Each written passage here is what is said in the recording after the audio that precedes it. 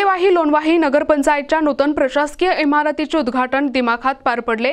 या सोहळ्याचे उद्घाटन गडचिरोली चिमूर लोकसभा मतदारसंघाचे खासदार नामदेवराव किरसान आणि ब्रह्मपुरी विधानसभा मतदारसंघाचे आमदार विजय वडेट्टीवार यांच्या हस्ते करण्यात आले। कार्यक्रमात 10वी आणि 12वी मध्ये उज्ज्वल यश संपादन करणाऱ्या गुणवंत विद्यार्थ्यांचा सत्कार, वृक्षारोपण आणि वृक्ष वाटप तसेच दिव्यांग बांधवांना धनादेश वितरण करण्यात आले। या प्रसंगी आमदार विजय वडेट्टीवार यांनी सिंदेवाही शहरात झालेल्या 300 कोटी रुपयांच्या विविध विकास कामांची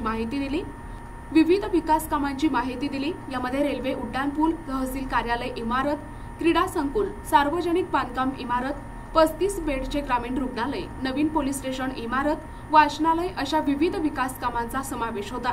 कार्यक्रमाला नगराध्यक्ष भास्कर नन्नावार, उपनगराध्यक्ष पूजा रामटेके, मुख्याधिकारी आर्शिया जुही, नगरसेवक, नगरसेविका, पोलीस निरीक्षक कांचन पांडे, प्रतिष्ठित नागरिक आणि नगरपंचायत कर्मचारी मोठ्या संख्येने उपस्थित होते।